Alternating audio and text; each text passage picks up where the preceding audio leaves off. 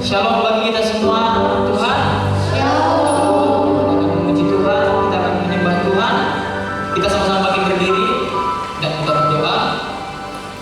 Tuhan, terima kasih buat kebaikan kemurahan-Mu yang sangat baik bagi kami. Tuhan, mempertemukan kami kembali tempat ini, anak-anak-Mu bersatu hati ingin memuji Tuhan dengan satu tujuan, menaikkan dan meninggikan nama Tuhan.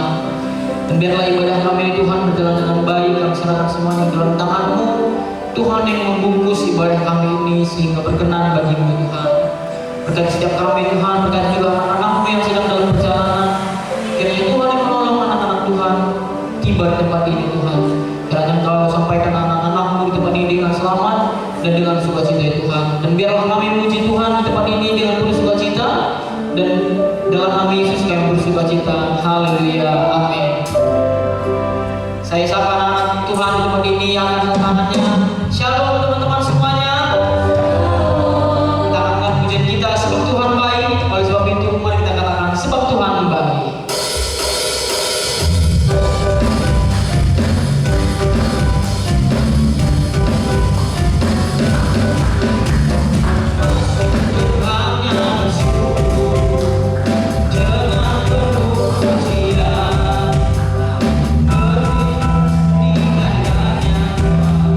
Besar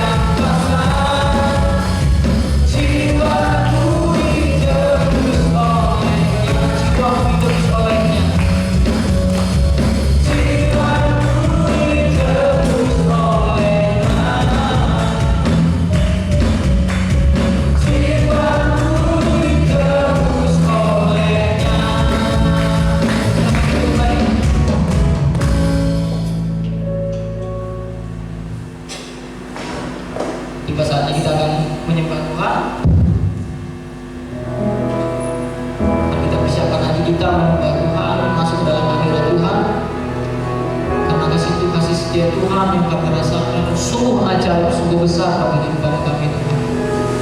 Oleh sebab itu Tuhan, kami ingin menaikkan pujian kami naikkan rasa terima kasih kepada Tuhan yang sungguh besar bagi kami.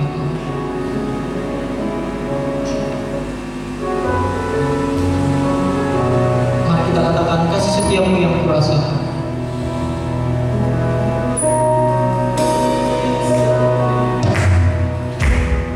Kasih setiamu yang kurasakan lebih tinggi dari langit biru, lebih tinggi dari langit biru. Kebaikanmu yang hanya pada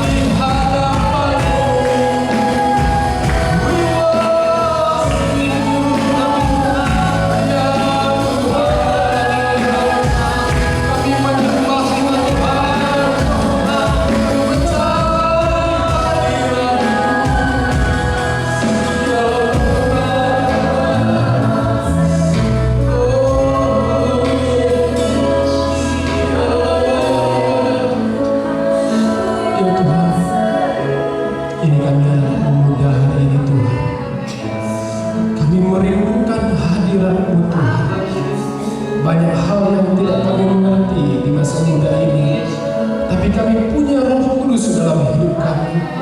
Kami punya penyembahan dalam hidup kami. Kami tidak akan terikat dengan dunia. Setiap kami pasti mengalahkan dunia, karena roh di dalam kami lebih besar dari roh yang di dalam dunia ini, ya Tuhan. Ya Roh Kudus, hari ini hamba-Mu akan menyampaikan kebenaran tentang pribadi-Mu.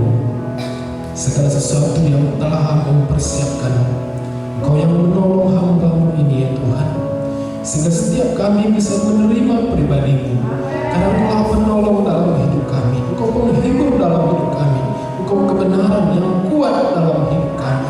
Segala kuasa si jahat yang menghalangi kebenaran ini dalam nama Yesus Kristus, Engkau tidak berkuasa di tempat ini.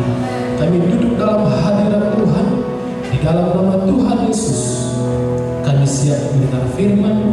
Amin. Silakan duduk. Shalom. Semua bersukacita. Amin.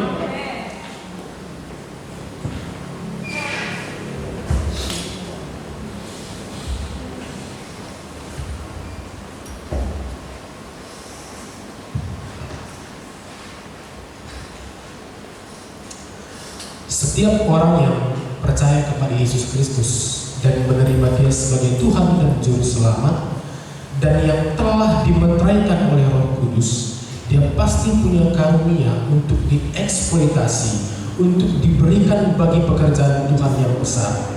Setiap kehadiran kita, keberadaan kita di dunia bukan suatu kecelakaan, bukan suatu kegagalan, bukan suatu kebetulan, tapi suatu kebanggaan, suatu rasa syukur yang kuat. Kenapa? Karena Alkitab mencatat kita bukan berasal dari dunia ini.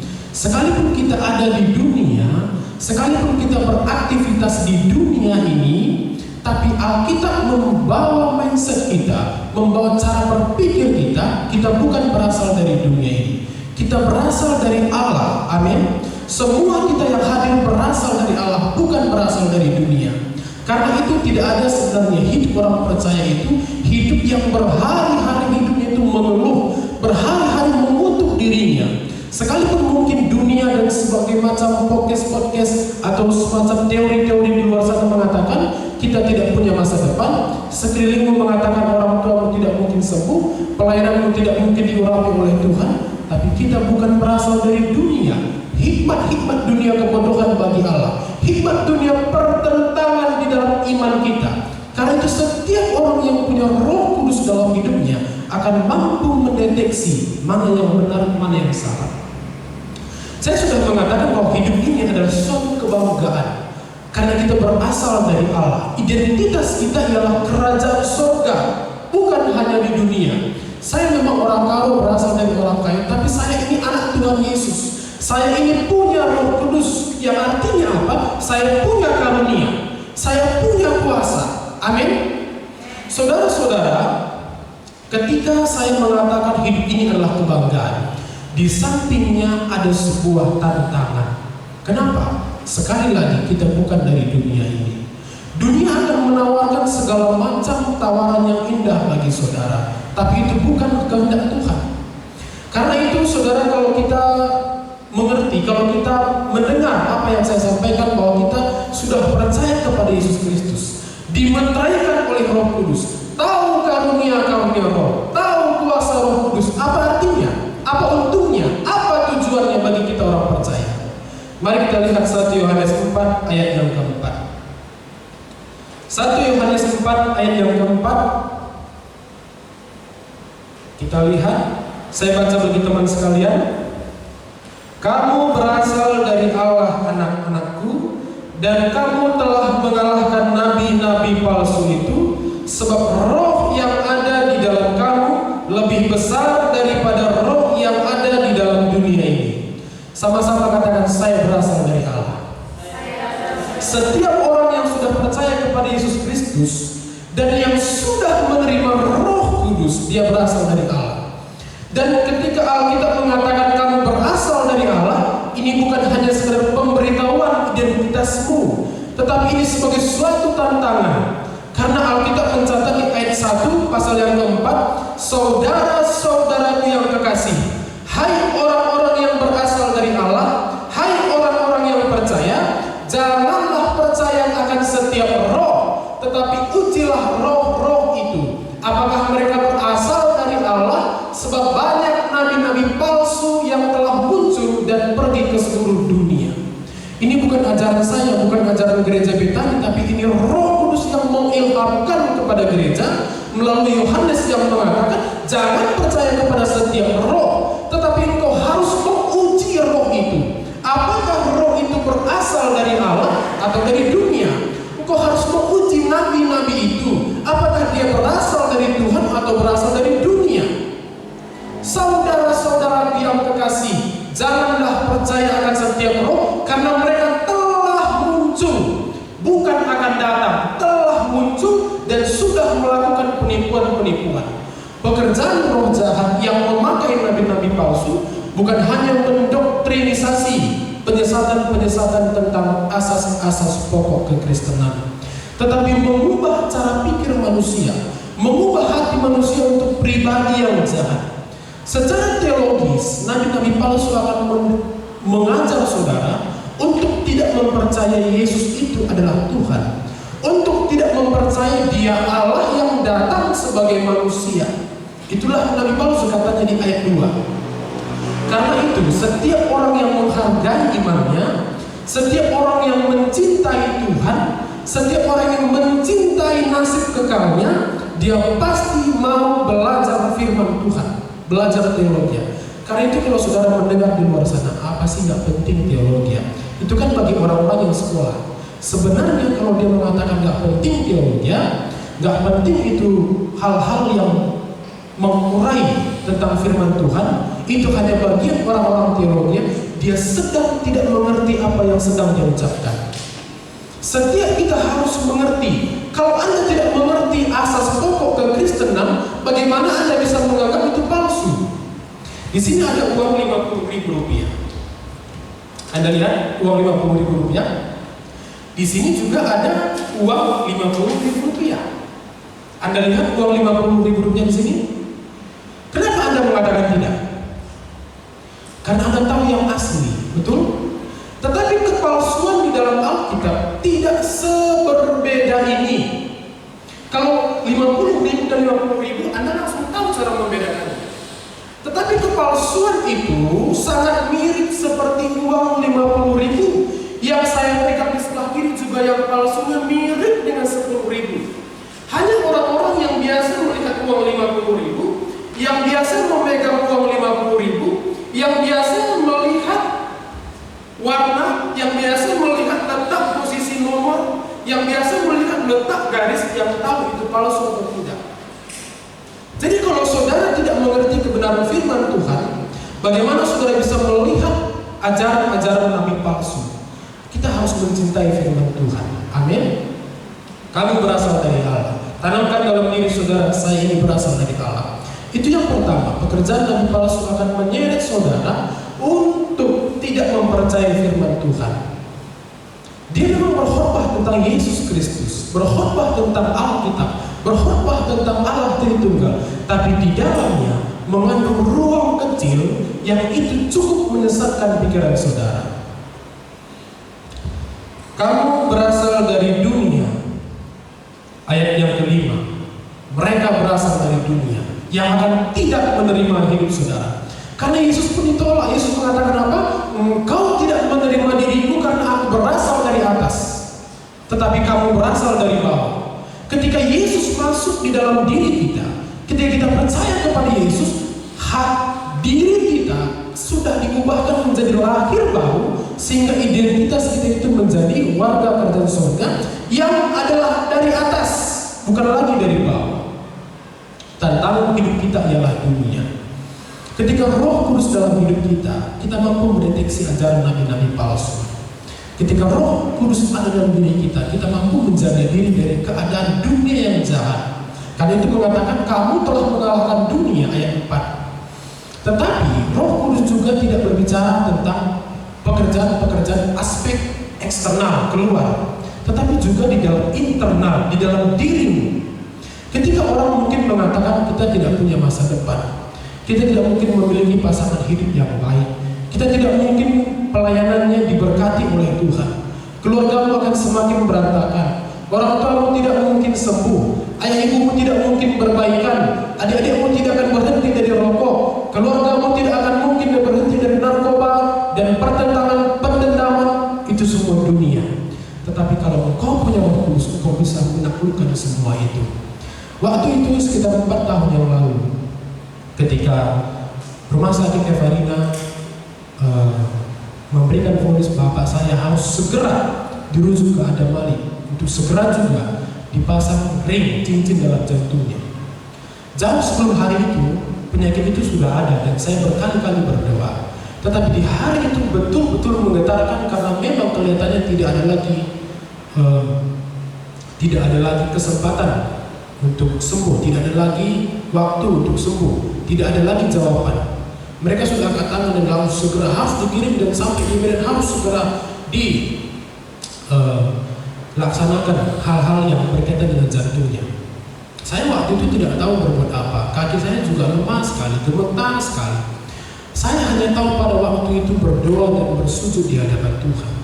Kata-kata yang saya ucapkan pun tidak ada lagi. Saya hanya menangis, bersujud kepada Tuhan. Saya hanya berkata-kata dalam hati dan berkata, Tuhan, kami belum siap dan Bapakku belum menerima Engkau. Aku sudah menerima Engkau. Firman-Mu berkata, aku dan seisi rumahku akan beribadah kepada Tuhan. Satu orang percaya, maka semua akan diselamatkan. Aku sudah percaya, pakai aku untuk menjadi alat kemuliaan-Mu. Akhirnya waktu itu saya pulang kampung. Bapak saya belum dirujuk karena masih di kampung, masih diskusi apakah ini benar harus dipakai cincin. Saya pulang, saya nggak tahu mesti berapa, saya sedih melihat bapak tergeletak. Tetapi dalam niat hati saya waktu itu, saya mengajak ayah saya mengajak ibu saya berdoa, kami bergandengan tangan, kami menangis dan berdoa di hadapan Tuhan. Sampai hari ini itu ring itu cincin tidak perlu dipakai. Kenapa? Karena kuasa Tuhan lebih besar daripada hikmat dunia. Apakah dokter salah? Tidak, dia benar. Tetapi kita masih punya Tuhan.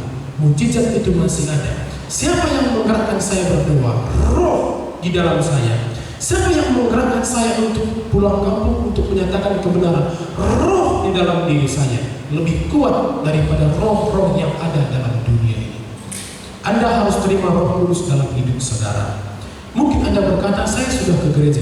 Ke gereja itu bukanlah indikator yang tepat.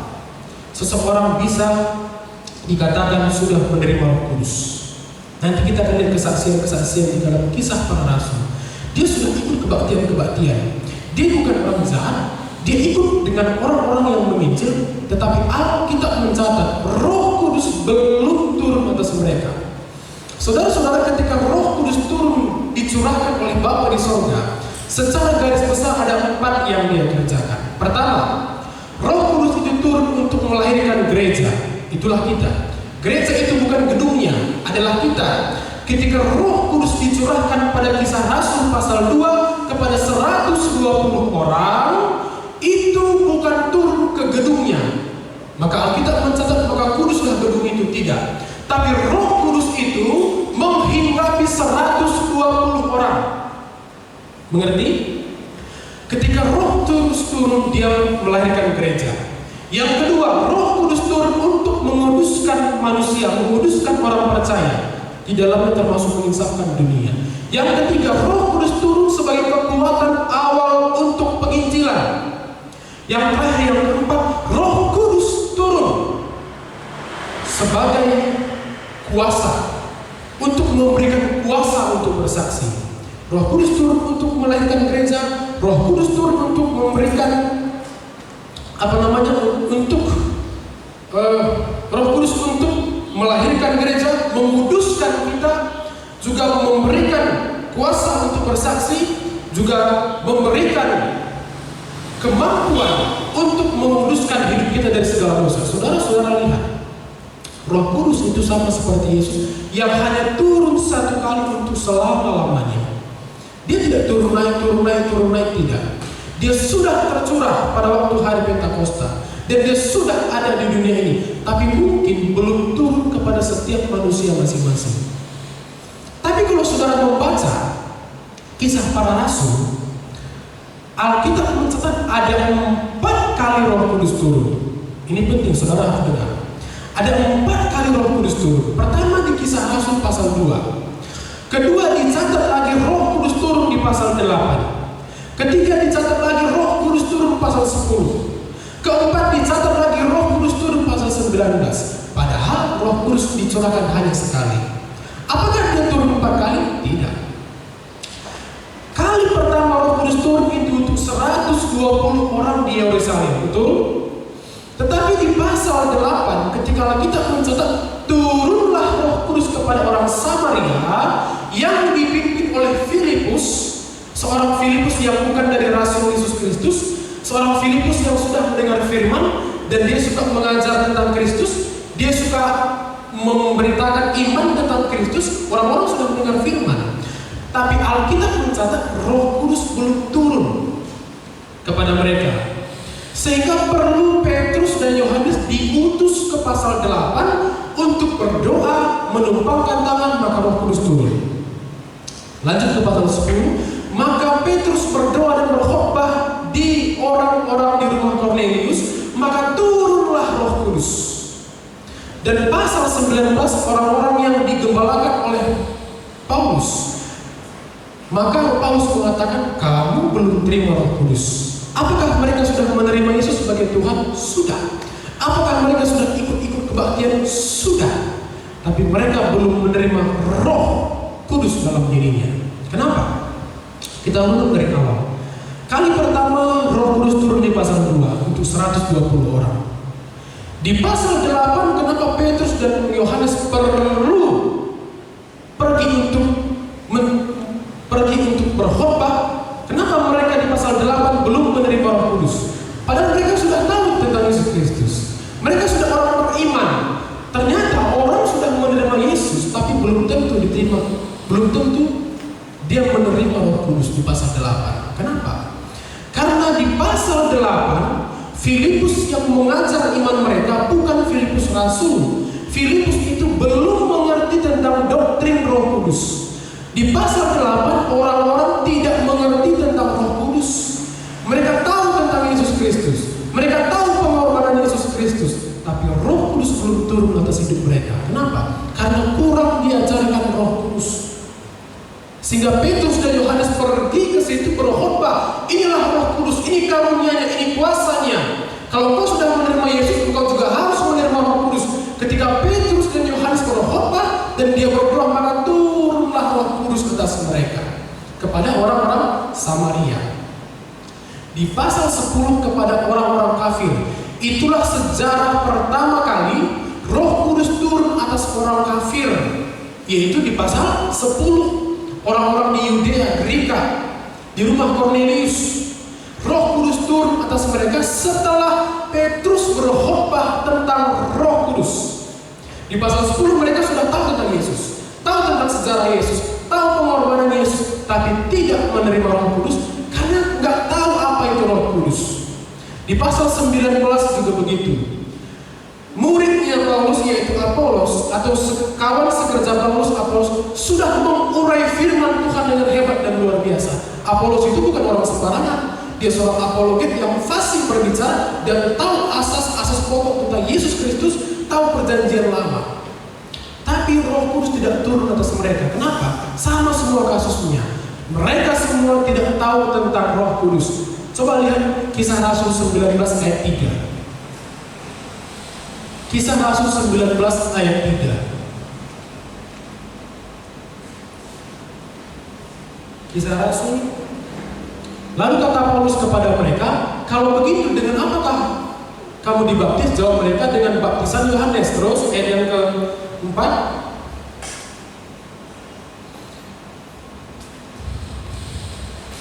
Kata Paulus, baptisan Yohanes adalah pembaptisan orang-orang yang telah bertobat, dan ia berkata kepada orang banyak bahwa mereka harus percaya kepada Dia yang datang kemudian daripadanya, yaitu Yesus. Kisah Rasul 19 yang mereka berkata, siapa itu Roh Kudus? Yesus kami tahu, tapi Roh Kudus tidak. Coba saudara cari sebentar. Ayat 2. Lihat. Ayat 2. Katanya kepada mereka, sudahkah kamu menerima Roh Kudus ketika kamu menjadi percaya kepada Yesus Kristus? Akan tetapi mereka menjawab apa? Belum. Bahkan kami belum pernah mendengar bahwa ada Roh Kudus. Saudara-saudara, dalam perjalanan sejarah gereja, kenapa ini perlu dicatat? Banyak orang sudah tahu tentang Yesus Kristus, tapi tidak tahu siapa Roh Kudus, tidak tahu karunia Roh Kudus. Karena itu di pasal 8, 10 dan 19 perlu rasul-rasul turun tangan untuk menyampaikan ini Roh Kudus. Dia kalau ada karunia-Nya, dia ada kuasanya, sehingga orang menerima Roh Kudus. Kita harus evaluasi diri, tanya Tuhan, Tuhan, aku mau Roh yang besar itu ada dalam hidupku. Jangan sampai orang-orang datang ke gereja, tahu dia secara sejarah, secara nalar, tahu dia Yesus itu pernah ada di dunia, tahu dia Yesus itu pernah mengajar di Yerusalem, di Yudea dan seluruh tanah di timur sana, tahu dia tentang Yesus Kristus, tapi hidupnya sama seperti pasal 8, pasal 10, pasal 19. Dia sama sekali tidak mengerti, bahkan belum pernah mendengar tentang Roh Kudus. Ada orang mungkin diberitakan tentang Roh Kudus tapi menolak. Ada mungkin orang berkhotbah tentang Roh Kudus tapi tidak sesuai dengan firman Tuhan, sehingga Roh Kudus tidak turun. Tetapi ada orang diberitakan tentang Roh Kudus tapi menolak. Roh Kudus itu bukan untuk diperdebatkan, tetapi untuk diminta kepada Bapa. Saudara, ini sahabat kita di bumi ini Roh Kudus. Sahabat kita di bumi pasti kemungkinan bisa meninggalkan kita, tapi Roh Kudus tidak. Kenapa saya bisa dengan persoalan hidup ketika saya malam-malam berdoa tadi malam, ku di tanganmu, itu saya menangis. Bukan karena apa-apa, bukan karena persoalan, karena memang saya meyakini Roh Kudus akan menolong sehari-hari saya. Aku di hati Tuhan, aku di pikiran Tuhan. Kita perlu Roh Kudus. Berkali-kali kalau diajarkan, mungkin Ika berkali-kali mengajarkan tentang Roh Kudus. Pengajaran Roh Kudus itu sangat penting. Orang kalau tidak menerima Roh Kudus, apalah arti hidup ini? Coba saudara bayangkan. Kan kita sudah membahas Alkitab barusan, kunci kita untuk menghadapi zaman, menghadapi dunia ialah Roh yang di dalam kita ini, yaitu Roh Kudus. Tanpa Roh Kudus kita akan diseret ke dalam dunia. Tanpa Roh Kudus kita akan gampang jatuh. Tanpa Roh Kudus kita akan sulit lepas dari keterikatan dosa-dosa kita. Tanpa Roh Kudus kita tidak akan mampu melawan keinginan daging.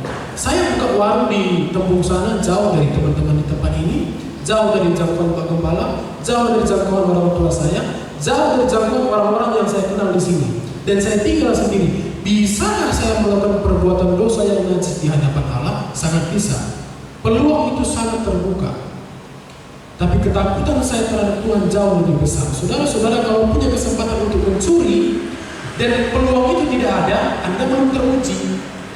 Tapi kalau Anda punya kesempatan mencuri dan peluang itu terbuka untuk Anda bisa mencuri tanpa ketahuan, dan Anda berkata tidak Tuhan, Anda lulus di situ.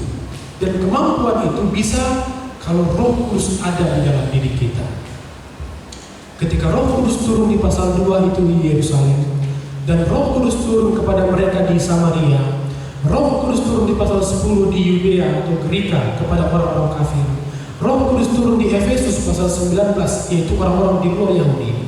Maka itulah ketika Roh Kudus bilang, kamu akan menjadi saksiku di Yerusalem, di Yudea, di Samaria dan sampai ke ujung bumi. Itu sudah sebagai simbolis sudah tergenapi. Yerusalem sudah diterima oleh 120 orang. Dan Roh Kudus bekerja melalui Petrus dan Yohanes ke Samaria. Mungkin Anda bertanya, tapi kan di pasal 8 setelah Yerusalem, Yudea. Tapi kenapa di pasal 8 ke Samaria? Alkitab sudah mencatat sebelum lingkaran Yahudi diberitakan Injil nggak boleh keluar. Makanya tetap walaupun orang Samaria tapi itu masih orang Yahudi. Roh Kudus itu sangat sistematis. Dia ke Yerusalem, dia ke Samaria, dia ke Yudea dan sampai ke ujung bumi, orang-orang yang digembalakan oleh Paulus sampai kepada kita. Jadi kita bangkit berdiri. Apapun persoalan kita hari ini, tanam ke dalam hati, saya perlu Roh Kudus. Belakangan hari terakhir saya mulai belajar untuk membawa diri untuk peka kepada Roh Kudus. Saya mengerti tuntutan-tuntutan dunia untuk mencoba mengintimidasi kita. Kamu itu gak bisa berhasil. Tapi dalam hati saya itu menolak. Orang seperti saya tidak mungkin berhasil. Saya bukan orang yang pintar. Saya bukan orang yang cerdas, yang kreatif seperti orang-orang di luar sana yang tidak punya kanal YouTube, yang tidak punya follower. Tapi saya punya Roh Kudus yang sudah berjalan bersama saya. Kiel ini sudah banyak diajarkan kebenaran oleh GIK, betul? Dia sudah punya hak istimewa, kebenaran-kebenaran. Kita juga sudah banyak diajar kebenaran oleh gembala kita GIK. Tetapi kebenaran yang kita tahu di dalam pikiran itu tidak cukup. Kita perlu mengalaminya. Kita perlu mengalami bersama Tuhan. Kiel mungkin punya pengetahuan yang hebat tentang Kristus, tapi Tuhan akan berkata, Kiel, aku mau kau mengerti tentang aku melalui pengalamanmu sendiri. Aku mau kebenaran-kebenaran yang kau mengerti itu kau alami. Kita harus menerima kuasa Roh Kudus dalam hidup kita. Amin. Tanya kepada Tuhan, Tuhan, apakah aku sudah memiliki Roh Kudus dalam hidupku? Ku buka hati untuk Roh Tuhan. Ku buka hati menyembahmu Yesus. Jamah kami, penuhi kami dengan kuasa amat hatiku. Ku buka hatiku Tuhan. Buka hati untuk Roh Tuhan. Ku buka hati menyembahmu Yesus. Jamah kami, penuhi kami dengan kuasa amat hatiku. Firman Tuhan hari ini mengatakan, apapun persoalan hidupmu, mungkin kau merasa kau tidak punya karunia kesembuhan sehingga orang tuamu sakit terus-menerus dan kau bingung melakukannya. Tapi ketika Roh Kudus ada di dalam hidupmu, Roh Kudus itu punya karunia kesembuhan. Mungkin kau takut berkata-kata, mungkin kau merasa kau tidak punya karunia berkhotbah. Tapi ketika kau punya Roh Kudus dalam hidupmu, Roh yang dalam dirimu akan menolongmu berkhotbah. Karena itu kita perlu Roh Kudus. Mulai hari ini, lawanlah dunia, lawan keterikatan dunia. Walaupun mungkin itu menyakitkan bagi daging kita, kebiasaan-kebiasaan kita yang merokok, kebiasaan kita untuk melihat tontonan-tontonan yang tidak benar di hadapan Tuhan. Meninggalkan itu susah dan berat. Tapi ketika engkau sudah bersama dengan Roh Kudus, engkau akan membenci semua dosa. Engkau akan melihat kemuliaan Tuhan di dalam hatimu. Engkau akan membiarkan dirimu dibimbing oleh Tuhan. Engkau akan bergairah membaca firman Tuhan. Engkau akan bergairah berdoa. Maka mulai hari ini hal-hal yang menghalangi pikiran kita, yang menghalangi hati kita, kebiasaan-kebiasaan buruk yang kita lakukan, tinggalkan itu. Walaupun berat, maka hari ini undang Roh Kudus masuk ke dalam hati kita. Alami Roh Kudus dalam hidup kita. Pengalaman-pengalaman harus kita nikmati bersama Tuhan. Roh Kudus akan memampukan kita untuk mengalahkan dunia. Ini firman-Mu Tuhan. Hamba-Mu sudah menyampaikan isi hatimu. Biarlah setiap kami bisa menjaga kekudusan, supaya kami menjadi orang-orang yang berhasil Tuhan. Supaya jejak hidup kami bisa dipakai oleh Tuhan. Jejak perjalanan hidup kami menorehkan pengalaman-pengalaman yang hebat dan luar biasa ya Tuhan.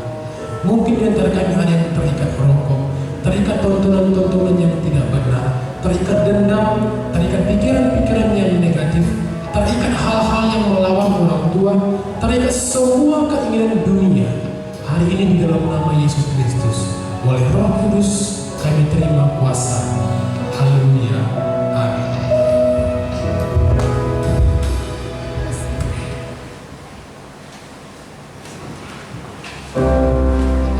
Kami mengundang yang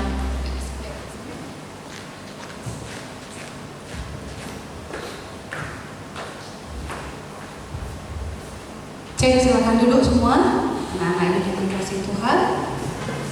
Ya, puji Tuhan. Hari ini materinya tentang Roh Kudus ya.